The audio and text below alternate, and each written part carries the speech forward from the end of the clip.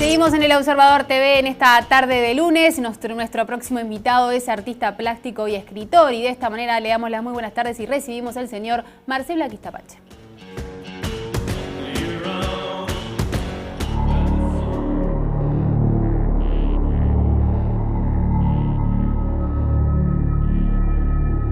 Hay veces que me vienen imágenes asociadas al tema de política, ¿no? Hay una persona que se destaca, que empieza en un plano secundario, pero luego se destaca, es Raúl Sendic. Por algo que ocurre, él como que pasa a un primer plano. El plenario del Frente Amplio aprobó la fórmula Vázquez-Sendic para las elecciones presidenciales de octubre. Es Raúl Sendic. Por algo que ocurre, como que pasa a un primer plano, Raúl Sendic. Raúl Sendic, Raúl Sendic. A mi criterio van a suceder en los principios de año. Es una noticia que impacta, ¿tá? Me da la sensación de que está asociado a una personalidad, porque hay una congoja pública por el fallecimiento de una persona muy querida en ambos márgenes de Plata, relacionado al arte y la cultura. De rendirle honores, como que fuera un velatorio dentro de un teatro. Uruguay llora la muerte del artista Carlos Páez Vilaró. El velatorio que se realiza en la sala Mario Benedetti de Agadu partirá el cortejo hacia el Palacio Legislativo. Una personalidad relacionada al arte y la cultura, como que fuera un velatorio dentro de un teatro. Es un accidente y es un vehículo como plateado, moderno. Me parece, da la sensación de que es como que fuera un Mercedes. Es una personalidad, pero muy conocida, pero no me parece que fuera fatal. Lo que sí me condiciona la noticia es de que hay como un comentario de que en el estado que quedó el vehículo la persona debería haber fallecido. Accidente que sufrió Diego del Grossi el domingo de madrugada, el domingo de mañana. Ahí está, ese es un Mercedes, ¿no? Exactamente. Un Mercedes, el Mercedes de Diego. Ahí está Diego. Ahí está Diego. Ese, así quedó el auto. Ahí es el kiosco, ahí hay un kiosco. Es una personalidad, pero muy conocida. Es un accidente y es un vehículo que fue un Mercedes. Es una imagen asociado al mar. Es como que fuera una imagen de una playa o está el parte de la costa. En la misma página también está esa foto y hay como una foto de una imagen de un vehículo, como que puede ser un ómnibus o una serie de ómnibus. Una ballena de 14 metros fue encontrada en la playa de Carrasco. Es un cachalote macho y adulto de unos 14 metros de largo. Es como que fuera una imagen de una playa y hay como una foto de un vehículo, como que puede ser un ómnibus o una serie de ómnibus. Pero, por ejemplo, yo veo que hay un destaque importante, por ejemplo, de Argentina. Pasado la mitad de año hay como un festejo en Argentina relacionado como al fútbol o algo parecido. No quiere decir que gane Argentina, pero sí quizás que tenga o que se va a destacar, digamos, por algo festejan. ¿Cuándo te vino esta visión? Todavía no se habían hecho, digamos, los grupos. O sea, fue anterior a cuando se decidió a quién le iba a tocar con quién.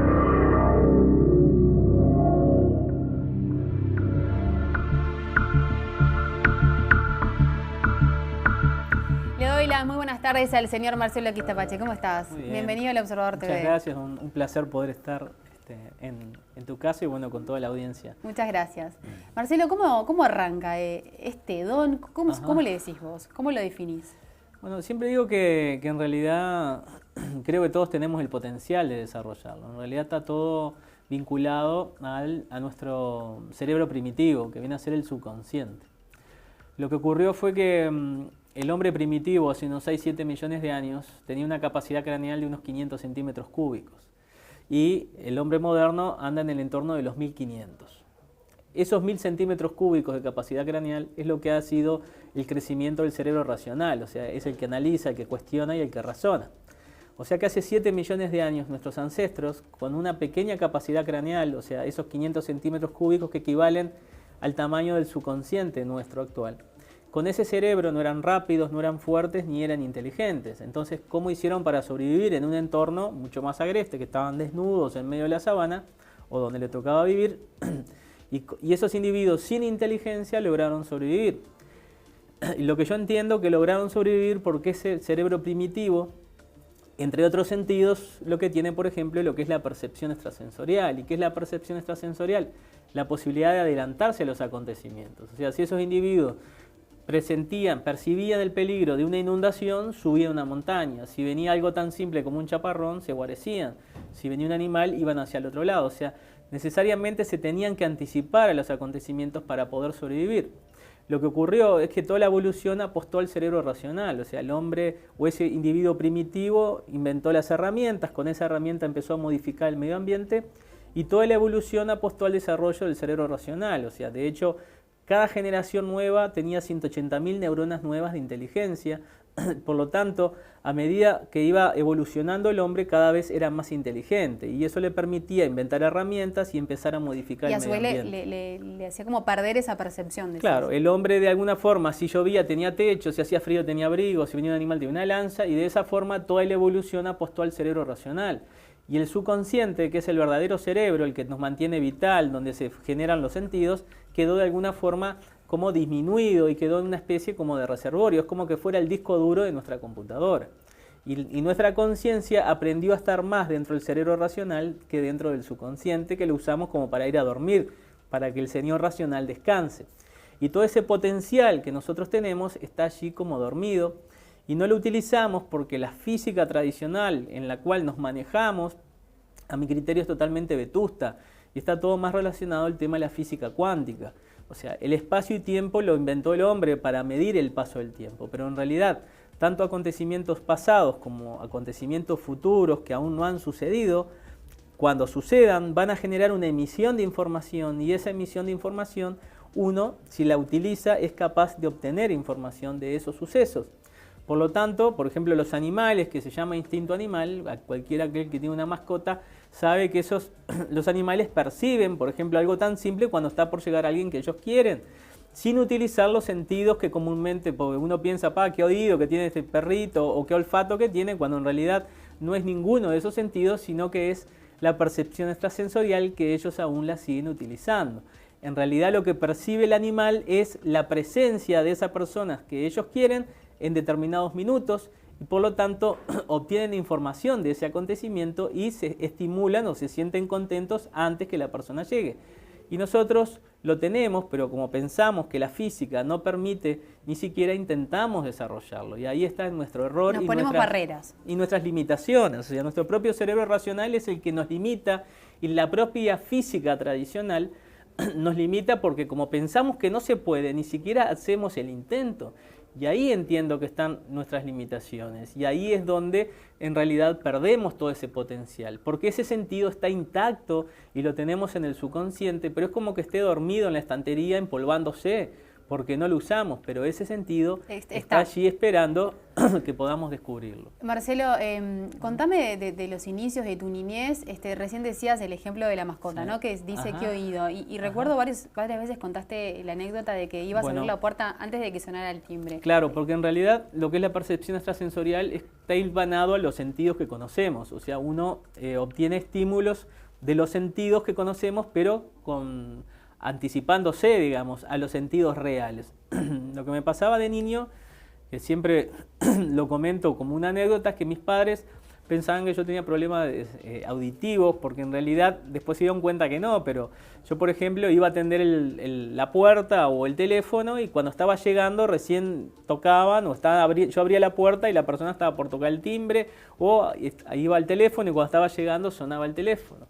En realidad yo escuchaba el timbre o escuchaba el sonido del teléfono y como todo niño de 4 o 5 años lo primero que querés hacer es ser el primero en atender el teléfono, o sea, esa era mi motivación y por lo tanto yo iba a atender el timbre cuando escuchaba que sonaba, pero en realidad la persona recién estaba por tocar el timbre, o sea, algo lo que les puede pasar a los animalitos, por decirlo de alguna forma. De eso, digamos, esos son los primeros relatos, digamos, que me cuentan mis padres porque yo lo asumía como algo natural, pensaba que era normal poder o sentir el timbre e ir a atender. Donde me di cuenta de que algo mal o algo que no encajaba con la realidad fue, por ejemplo, en la escuela. En primer año de escuela empecé a tener problema de que terminaba en la dirección 2 o 3 veces en la semana y era porque en realidad yo escuchaba la campanilla o el timbre para salir al recreo y yo me levantaba unos segundos antes que mis compañeros. Entonces le despabilaba toda la clase a la maestra. Y la maestra diría, este chiquilín ansioso que se me para... Y claro, hoy en día te pondría una pastillita bajo la lengua o algo de eso. Es hiperactivo. Claro, sí, si bien no tenía problemas de conducta ni nada, pero claro, yo escuchaba la campanilla y me levantaba. Entonces, lo que empecé a hacer fue esperar que los compañeros se levantaran para yo levantarme.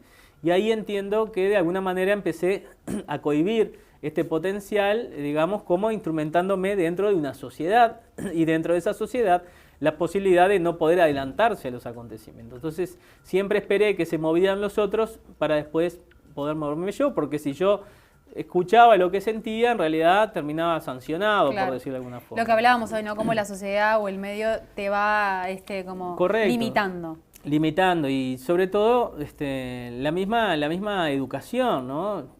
Como yo te decía, a mi criterio nos manejamos con una física vetusta, o sea, una física que para muchas cosas coincide, pero todas las cosas que salen del potencial de la física supuestamente ya entra dentro de un misticismo o religioso o un don o poderes, y en realidad no es así. En realidad siempre digo que lo que he podido desarrollar estos años es simplemente demostrando lo que todos podríamos hacer si creyéramos en esto y nos pusiéramos las pilas para empezar a entrenar y a desarrollarlo, ¿no? Marcelo, ¿cómo se fueron pasando los años? ¿Cómo se lo tomó tu familia, tu entorno? Porque me imagino que para tus papás también sería difícil, sí, ¿no? O algo nuevo. En realidad mis padres se dieron cuenta después, ¿no? Al principio lo tomaban como algo divertido y que al principio se preocuparon porque pensaron que tenía algún problema auditivo, y después, claro, el médico le dijo que no, que en realidad yo lo que estaba haciendo era como adelantándome, que a veces pasaban los animalitos en los niños, y así lo tomaron. Pero luego, hasta los 13, 14 años, más o menos, me mantuve dentro de lineamientos generales por esa misma cohibición que la misma escuela o sociedad va haciendo. Y lo que sí me di cuenta a partir de los 13, 14 años es que nuevamente empezó como a recurrir en mí ese tipo como de avisos premonitorios. Y ahí ya me di cuenta de que me servían, o si los utilizaba adecuadamente, digamos, tenían un fin, o por alguna razón me venía esa información. ¿Qué hecho recordás así que te haya marcado o que...? Bueno, de hecho, digamos, como más importante, quizás una vez que salíamos en segundo año de liceo con 2 compañeros más, y vivíamos en el mismo barrio. En ese momento yo vivía en San José, estaba haciendo segundo año de liceo, iba al Sagrada Familia, íbamos con 2 compañeros más, y en un momento determinado íbamos corriendo, y yo me acuerdo que los agarré y le digo, paren acá, y me dice, ¿pero por qué? Le digo, no sé, le digo, porque va a pasar algo. Me dice, ¿pero qué va a pasar? Entonces se rieron, y en el momento que se están riendo, unos 20 metros más adelante, un camión que venía de una feria con cajones, posiblemente perdió el dominio o perdieron los frenos y se dio contra una florería que estaba en la esquina. No, me imagino la cara de tus amigos que deben haber quedado... Es que nos asustamos por el golpe, porque estábamos esperando que pasara algo y sentimos el golpe, el estruendo, una vidriera enorme que se partió.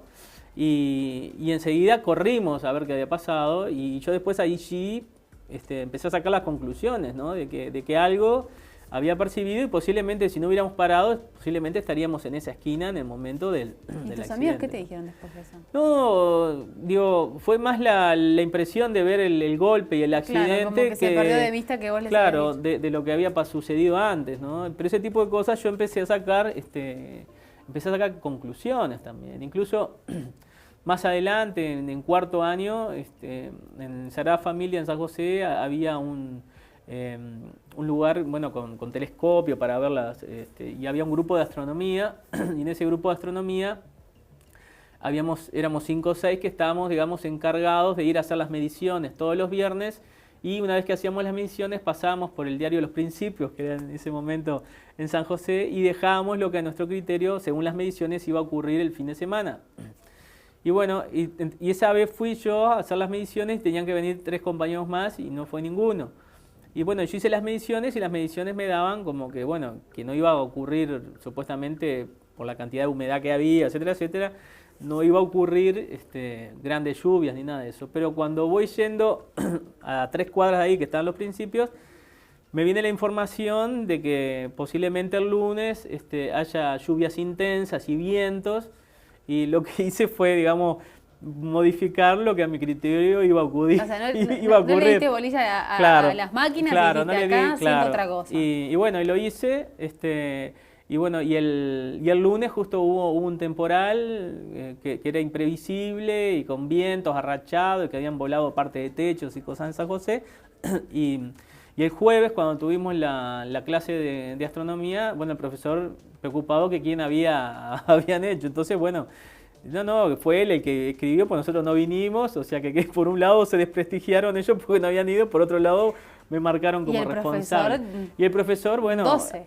Bueno, no había 12, era 6 en ese momento, pero al principio dijo que bueno, que los parámetros no daba que iba a pasar eso y cómo había puesto justo lo que había sucedido. Y bueno, quedó como una anécdota, ¿no? Pero bueno, ese tipo de... pero las anécdotas iban sumando. Correcto, a medida que iban pasando el tiempo se iban sumando una serie de anécdotas.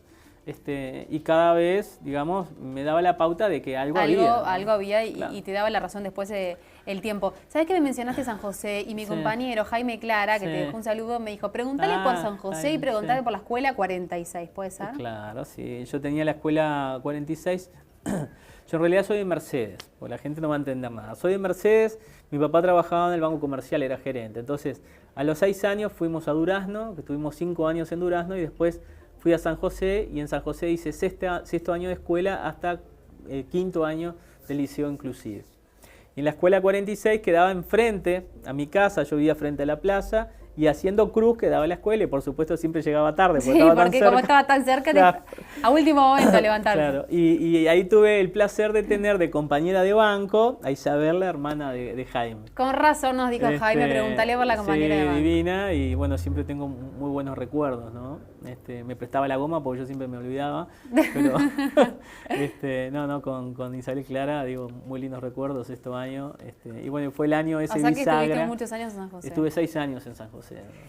Marcelo, yendo más un poco a esto que nos contabas recién, bueno, se fueron sumando estas experiencias de premoniciones que sentías y bueno, fue pasando de la adolescencia, ya llega a la adultez. ¿Cómo se dio ese pasaje? Bueno, de San José, que fue donde se empezaron a despertar más de esos anuncios y de alguna forma empecé a prestarle atención.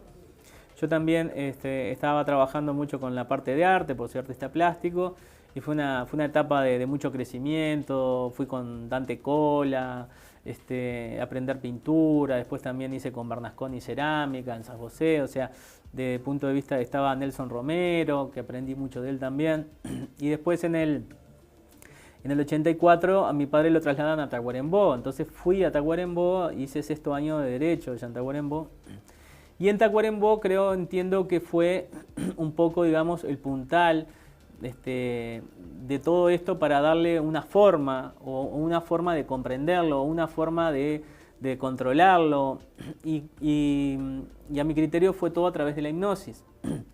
En el 84, cuando llegué a San José, me puse en contacto con la Asociación de Artistas Plásticos de Tacuarembó, que fui muy bien recibido, y a mediados de año por allí me invitan a una exposición que había a beneficio de un hogar de ancianos que se hacía en uno de los cines, que estaba hecho teatro, porque en la época que los cines se cerraban, cuando habían salido los videos, ¿se acuerdan? Es verdad. Bueno. Y en ese cine había una serie de exposiciones de artistas plásticos y había un espectáculo de hipnosis donde estaba Fabio Puentes, que actualmente está en San Pablo, él trabajando, que trabajaba con hipnosis. Y era un espectáculo tipo Tuzán, donde, bueno, hipnotizan a la gente, te hacen y haces de modelo, corredor de Fórmula 1, de ataque de indio, cowboy. Y bueno, yo estaba abajo y empezó a hipnotizarle arriba y se ve que quedé abajo medio droga y me hizo subir. Y bueno, y ahí fui el hazme reír de todo Tacuarembó. Pero yo lo disfruté intensamente y en realidad, digo, fue una experiencia sumamente enriquecedora para mí. Lo que pasó fue que a los días me encuentra Fabio Puentes en el centro, en Tacuarembó, como toda ciudad del interior, y me saludó, me dijo, bueno, si me acordaba de él, le dije que sí, y él me dijo que, bueno, que le había llamado la atención, digamos, el grado de concentración que yo había logrado, que por otro lado había estado viendo las obras, que se había dado cuenta que yo era artista plástico, bueno, le gustó cómo pintaba, y me planteó la posibilidad de empezar a trabajar juntos, ya que en muchas partes del mundo, tanto en Estados Unidos como en la vieja Unión Soviética, utilizaban la hipnosis para desarrollar capacidades ocultas.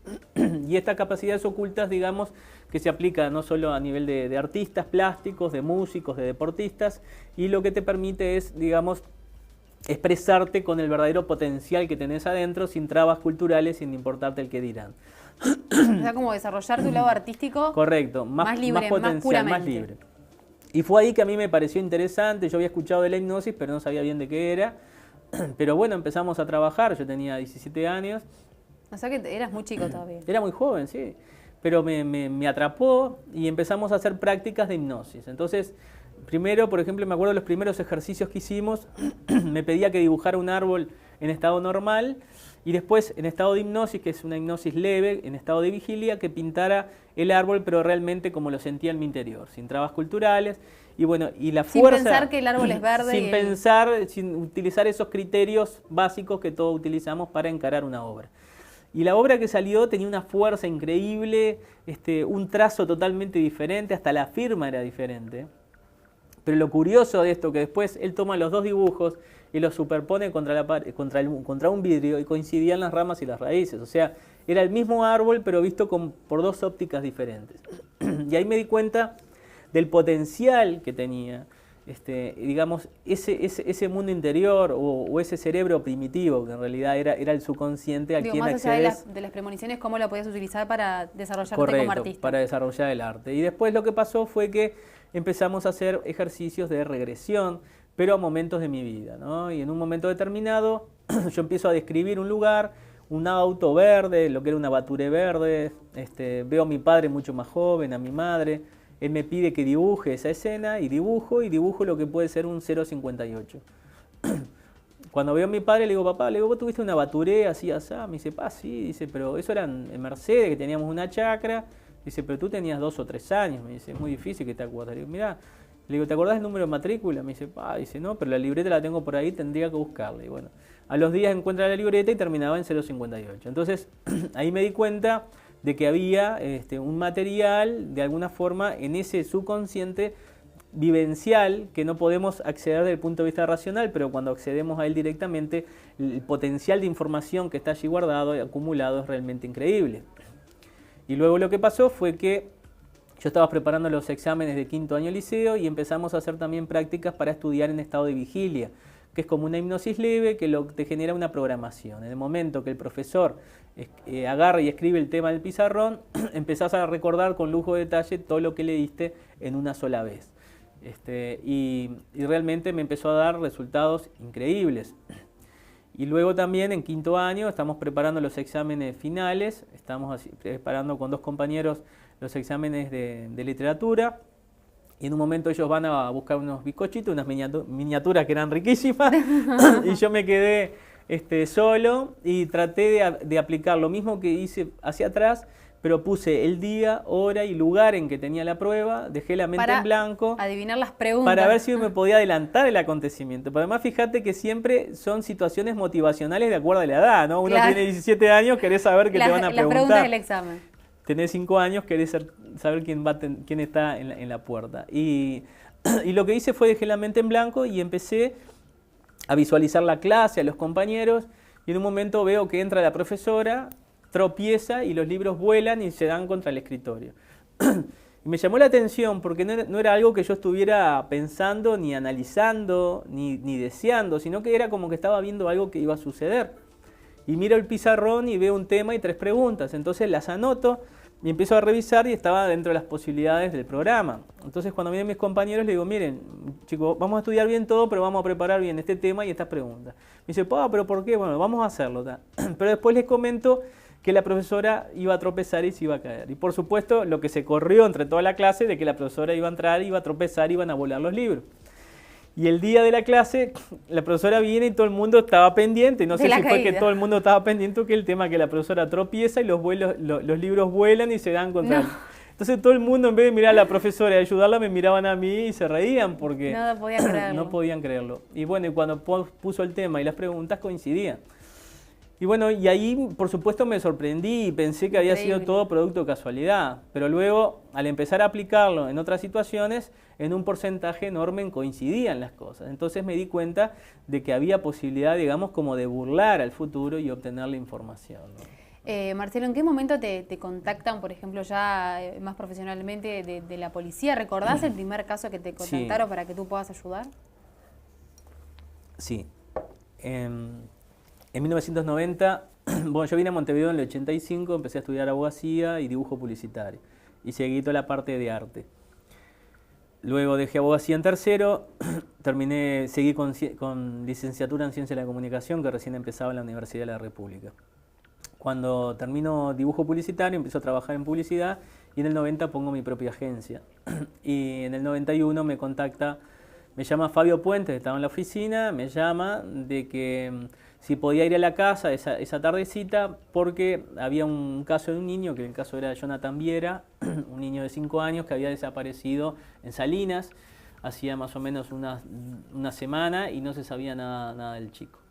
Parece que la policía, ante la presión pública, digamos, porque se supiera, contactaron a Fabio a ver si él conocía personas que tuvieran esa sensibilidad capaz de obtener información, ya que en otras partes del mundo, como Inglaterra y Estados Unidos, la policía muchas veces trabajaba con videntes o clarividentes en el desarrollo y la investigación de casos que desde el punto de vista científico no se podía adelantar. Y como la policía estaba en una encrucijada porque no había testigos, no se había podido localizar nada, Fabio me pide a ver si yo de alguna forma podía colaborar.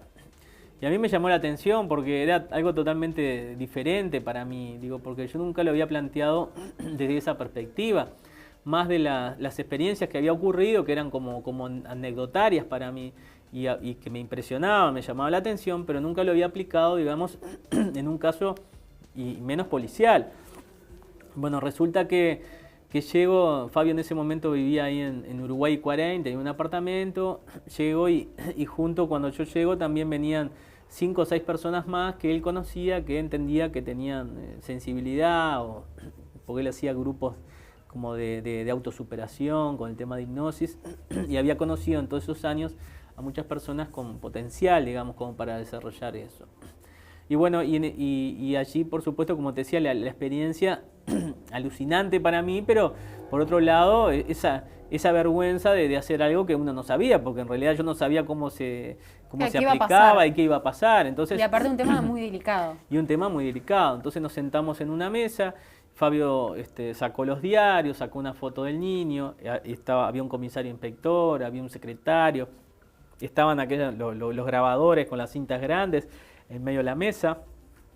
Y bueno, y Fabio lo que nos planteó, nos comentó sobre el caso, cuándo había desaparecido el niño, el último que sabía, y lo que me pidió fue que de alguna forma,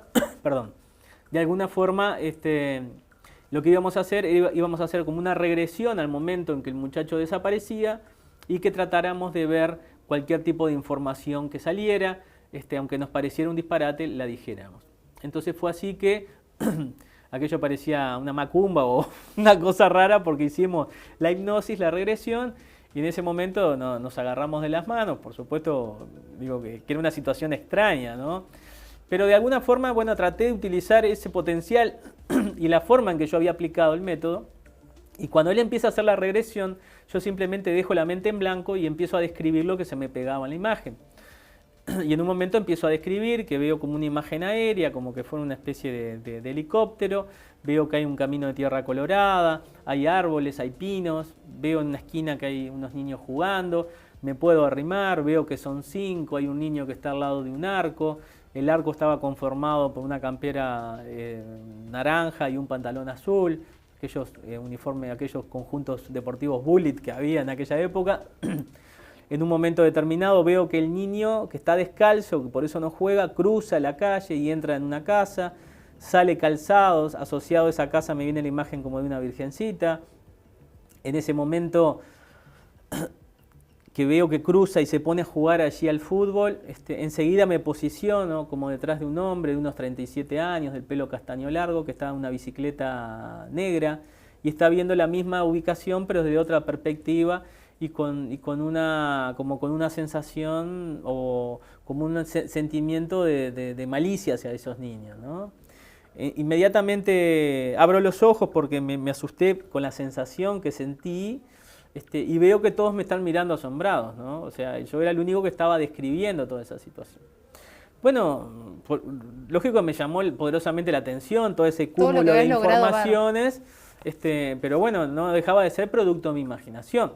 Lo curioso de esto que fue que 3 días después me llama Fabio Puentes diciéndome que la información que yo había dado sin conocer el entorno coincidía exactamente con el lugar, había 5 niños jugando, Jonathan estaba descalzo al lado del... O sea que viste el momento antes de que Jonathan Vi el momento antes, el arco estaba conformado por una campera naranja y un buzo azul. Increíble. Jonathan descalzo cruza la casa de una tía, le preguntan a la tía si ella tenía algo asociado a una virgencita, ella dice que se había mudado hacía poco para ahí, pero que sabía que debajo de las enredaderas había unas baldositas con dibujos, pues no sabía qué era, y una de las baldositas era una virgencita de Lourdes. Cuando empiezan a investigar, ese señor de la bicicleta investigan, pero no logran dar con él ni el paradero. Esa fue mi intervención, digamos, en el caso, y lo que nos dijo Fabio fue que cualquier sensación o percepción que nos viniera relacionado a eso se lo dijéramos en forma inmediata. Y lo que ocurrió fue que como a las 2 semanas después yo estaba durmiendo y en un momento es como que hubiera roto una cortina negra, y veo la imagen de un lago con 2 tanques de OCE, pero veía la imagen invertida, como que estuviera de cabeza, y todo asociado a una sensación de tristeza y amargura. Y enseguida me despierto y sé que se trata del niño. Entonces, a primera hora de la mañana llamo a Fabio, le digo, mira Fabio, para mí el niño está muerto, para mí está metido de cabeza en un lago donde hay 2 tanques de agua. Y bueno, y Fabio pasa la información a la policía, y a unos 1200 metros de donde él había desaparecido hay una laguna que se llama Laguna del Cisne, que justamente en Solimares donde OCE extrae agua para la zona y tiene la particularidad que tiene 2 tanques de OCE. Pero parece que la policía y los bomberos ya habían hecho dragado ahí, habían buscado y no había aparecido nada. 2 días después, 2 fotógrafos de aves están sacando fotos allí y encuentran el cuerpo de un niño metido de cabeza en el agua. Ay, Marcelo, terrible. Cuando tuve posibilidad de ir al lugar, era tal cual lo que habías visto. Era tal cual lo que yo había visto, ¿no? Y además los 2 tanques de OCE que yo desconocía totalmente el lugar, ¿no?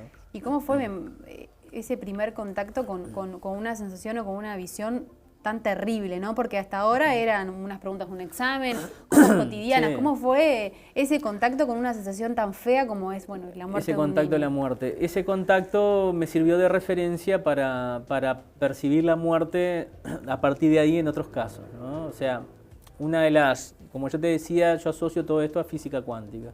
De alguna forma todos estamos interactuando con el sistema, ¿no? Todos interactuamos eléctricamente con la corteza terrestre. Entonces, por ejemplo, cuando una persona desaparece, yo lo que hago es pedir el nombre, fecha de nacimiento, una fotografía y en lo posible una prenda de la persona. Y siempre digo que no es para hacer una brujería, sino que lo que es para posicionarme en la señal que solo esa persona puede estar emitiendo.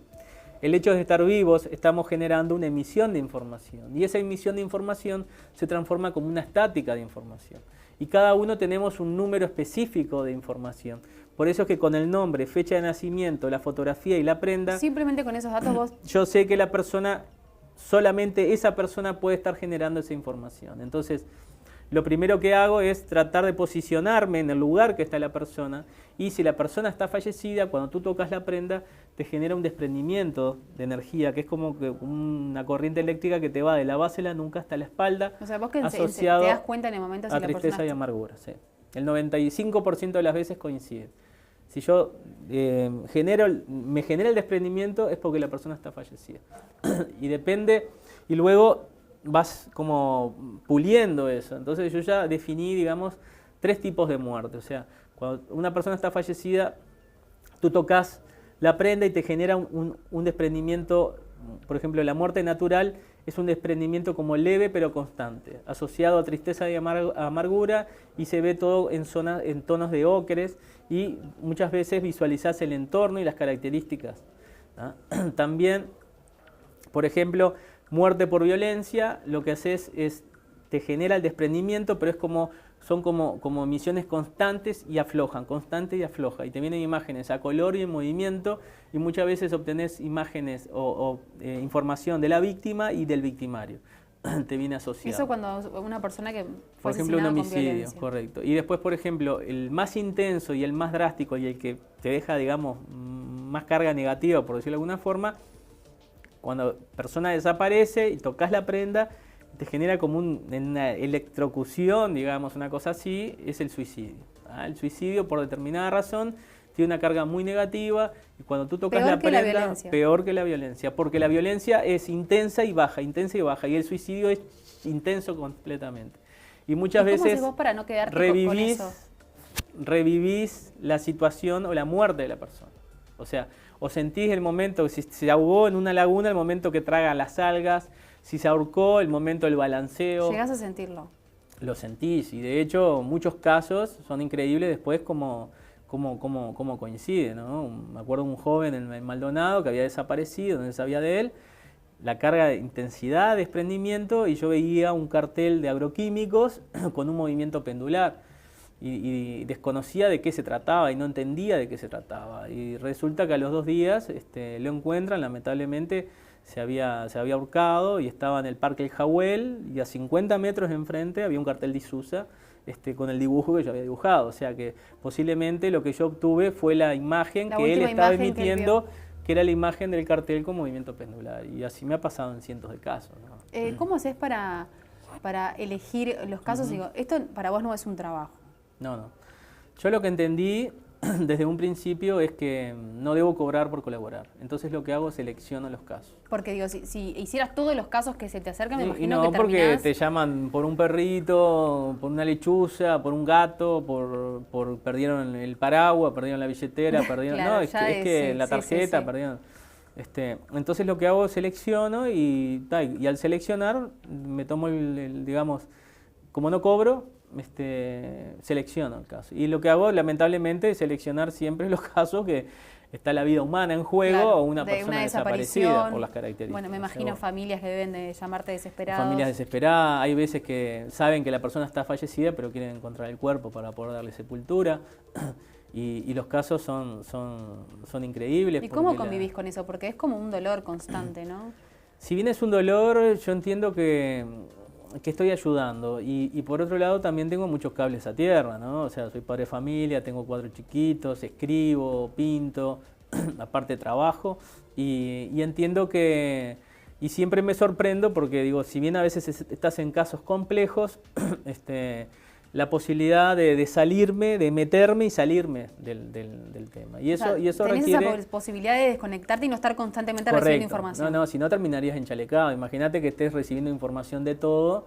Entonces el hecho es como que fueras a hacer un briefing. O sea, te sentás, juntás el material adecuado y lo que haces yo genero determinados movimientos que lo que me hacen es generar la búsqueda de información asociado a eso. Y luego lo que es como un rompecabezas, porque es como que agarras una tanza y empezás a tirar y te empieza a venir información desde todas las perspectivas, de todos los sentidos. Pueden ser sonidos, pueden ser olores, pueden ser ruidos, pueden ser imágenes, y todo sirve. Y lo que he aprendido a hacer, y desarrollé un método que se llama sustitución de percepciones, que por ejemplo cuando desaparece una persona, lo que hago es de alguna forma empezar a obtener información de macro a micro.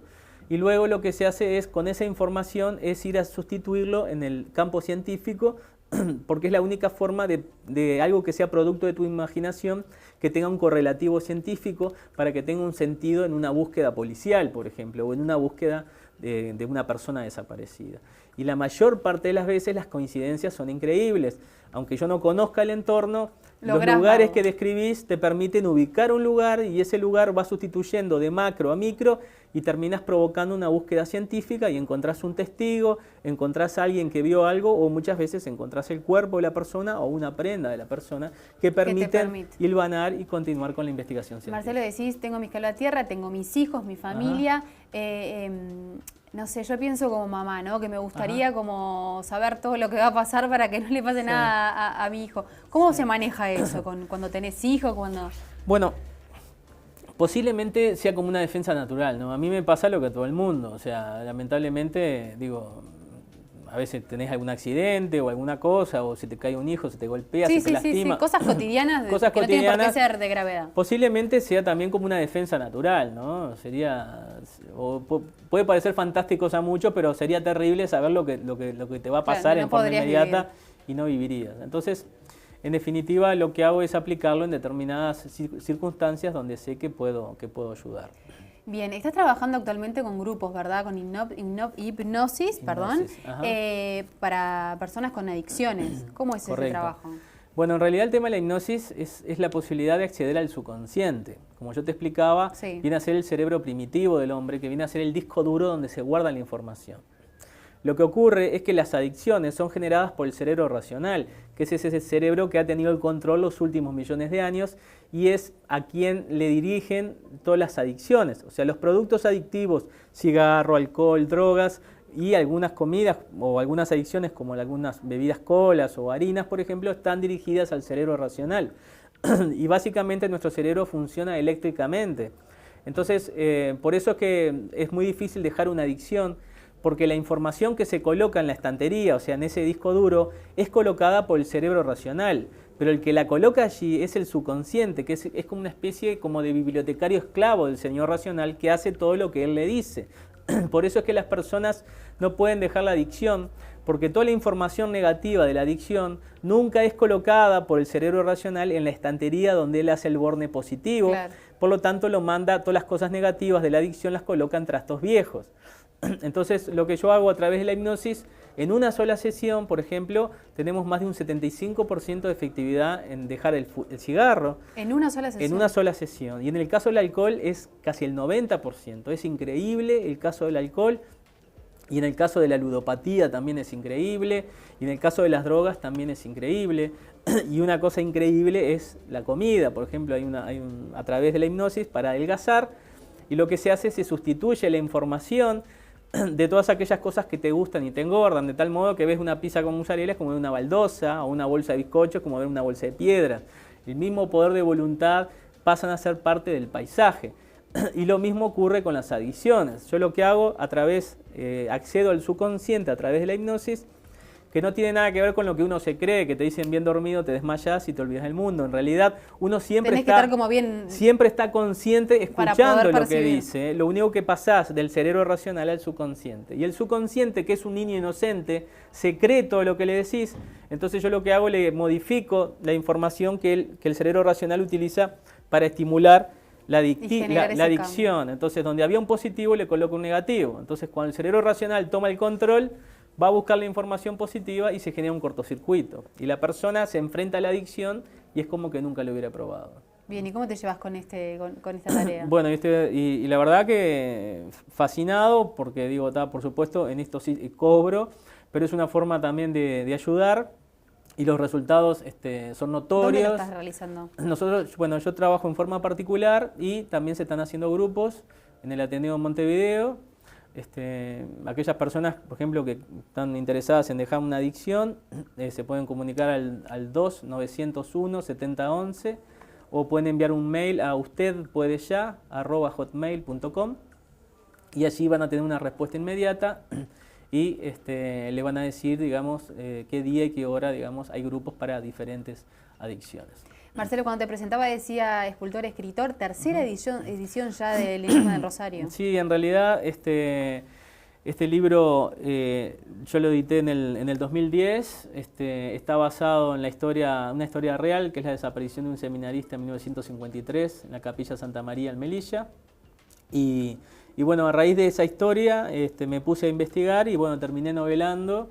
Y bueno, salió una historia fascinante y bueno, de hecho estoy escribiendo otra novela y estoy escribiendo un libro sobre casos reales, pero no me dan los tiempos para terminarlo. Pero ella se sigue vendiendo y bueno, es así que ya está en la tercera edición y ya está en todas las librerías. Bien, no te puedo dejar ir, por supuesto, sin preguntarte las novedades que podés llegar a percibir, ¿no? Como decías hoy, en un momento donde, bueno, estamos en plenas elecciones, claro.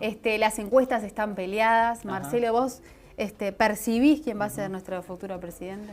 Bueno, siempre digo que por un motivo personal trato de no inmiscuirme ni con fútbol ni política, porque siempre a veces salís mal parado, la gente piensa que porque vos decís determinadas cosas, tenés un interés detrás. Por lo general no lo hago, lo que... En su momento lo veíamos en el video de presentación, hablaste de lo que iba a ser el cambio o lo que va, cómo iba a cambiar la figura de Sendik, que se dio después, salió... vicepresidente, ¿no? Digamos, con una votación inesperada, digamos, que lo catapultó a ese lugar, porque recuerdan que había otras personas como para ocupar el cargo de vicepresidente con más fuerza dentro del gobierno. Sin embargo, surgió una votación como espontánea, inesperada, y lo terminó catapultando a un segundo lugar. Claro, lo que ocurre es que la visualización que se dio ahora este año, yo lo hice en noviembre del año pasado, donde, entre otras cosas, dije 8 o 9 acontecimientos que van a suceder. La forma en que yo lo que hago es tratar de posicionarme en junio y en diciembre del año próximo en un lugar donde sé que van a estar revistas o diarios. Eso me gustaría que cuentes, porque vos las cosas las ves a través de los diarios, de las revistas, de las noticias. Las noticias. En realidad es parecido a lo que yo hacía con el examen, ¿no? O sea, yo sabía que tal día, tal hora y en tal lugar yo iba a tener una prueba y yo lo que hacía era mirar el pizarrón a ver qué me ponía. Y básicamente lo que aplico ahora es exactamente lo mismo. Sabés que tal día, tal hora va a estar el diario colgado en el kiosco. Correcto. Entonces yo me paro un día X, que a mí me dicen el 13 de diciembre, y yo me paro frente a un kiosco de revistas y visualizo las noticias que van a salir. Y siempre hay noticias que se destacan, entonces trato de buscar justamente noticias que no sean comunes de que vayan a ocurrir, porque siempre están los que te dicen, pero eso es plausible que pase.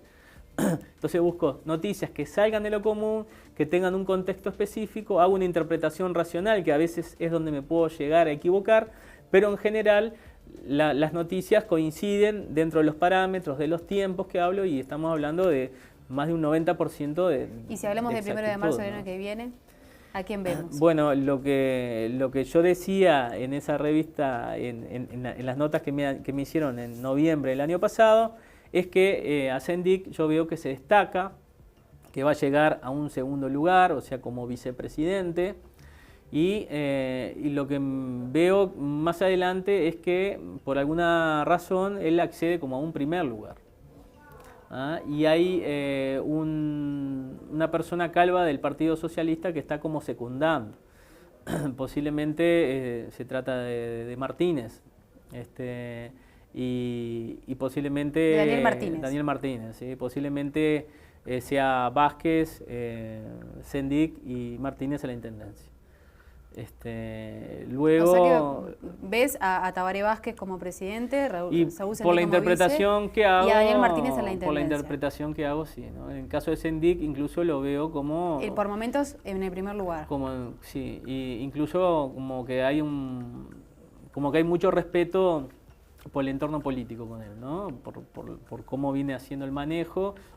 Incluso lo que yo saco en limpio, de acuerdo a visualizaciones que hice en el 2005, en junio del 2005, eran que Uruguay, a raíz de una serie de descubrimientos desde el punto de vista geológico relacionado a gas y a petróleo... ¿Vos decís que en el Uruguay hay gas y petróleo? Yo lo vengo diciendo desde el 2005, cuando era ilógico decirlo, ¿no? O sea, parecía una cosa loca, pero las cosas, los parámetros se van dando. Incluso en noviembre del 2005, un barco ruso que fue contratado por ANCAP para hacer un relevamiento, se encontraron con un gran bolsón de gas que no estaba dentro de las especulaciones, y eso fue lo que llevó a toda esta búsqueda de inversión que ha hecho ANCAP a partir de allí.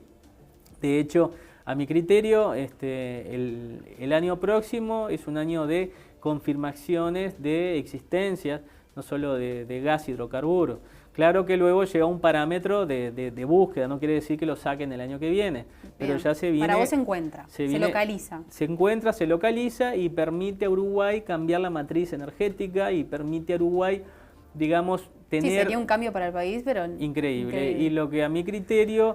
Yo digo que Uruguay, 15 años después del 2005, o sea que en el 2020, Uruguay no solo va a cambiar la matriz energética, sino que le va a permitir posicionarse como un país líder en la región, pese a su tamaño, a su contexto, debido a la gran afluencia, digamos, o perspectiva como país minero, no solo gas, petróleo. Yo también digo que hay diamantes y posiblemente uranio, que permitan a Uruguay, digamos, catalogarse y como la Suiza de América, por decirlo de alguna forma. O sea, ves a Uruguay brillando. Yo en un buen momento. lo veo Uruguay. De acá a 15 años. Lo veo Uruguay muy bien. No, del 2005 a 15 del años. 2015 o sea que a 15 años. Estamos hablando que de acá al 2020, pese al contexto quizás económico, geopolítico de la región, no sea muy favorable, yo creo que Uruguay, pese a todo, va a seguir, digamos, con una buena perspectiva de crecimiento y gracias a todos esos descubrimientos que se están haciendo. También es importante, por ejemplo, el año pasado, una visualización que yo había hecho relacionado a Cristina Kirchner o el gobierno argentino, es que pasado mitad de año había una noticia asociada a Cristina Kirchner que se trataba justamente de default, la palabra default asociado a Cristina Kirchner. Sí, ¿no? ¿Qué pasó? O sea, y que de hecho sucedió. O sea que esto en realidad lo que permite es que uno puede tener determinadas perspectivas de sucesos que pueden ocurrir y que muchas veces pueden servir para dar determinado giro de timón para de alguna forma enfrentar a una situación quizás no tan maleable o como uno se puede suponer. Por ejemplo, en el caso de lo que ocurrió en Argentina, no era esperable un año atrás.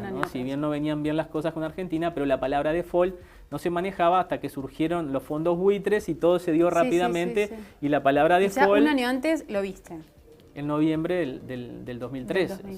Varios. Entonces, eso, digamos, en parte también permite, digamos, demostrar, o sea, nunca va a alcanzar lo que hago ni mi vida para demostrar de que esto funciona, pero quizás pueda permitir abrir un poco la cabeza a los científicos para que empiecen a manejar otro tipo de física, porque posiblemente la información que manejan, la tecnología es increíble cómo se desarrolla, pero dejen a un lado un montón de interferencias que reciben porque piensan que son interferencias y en realidad es información que están recibiendo del pasado o del futuro, pero como del punto de vista físico creen que no pueden, eliminan eso y solo utilizan una banda de ancha para la física tradicional, pero están dejando de obtener información de algo que va a suceder o de algo que ya sucedió.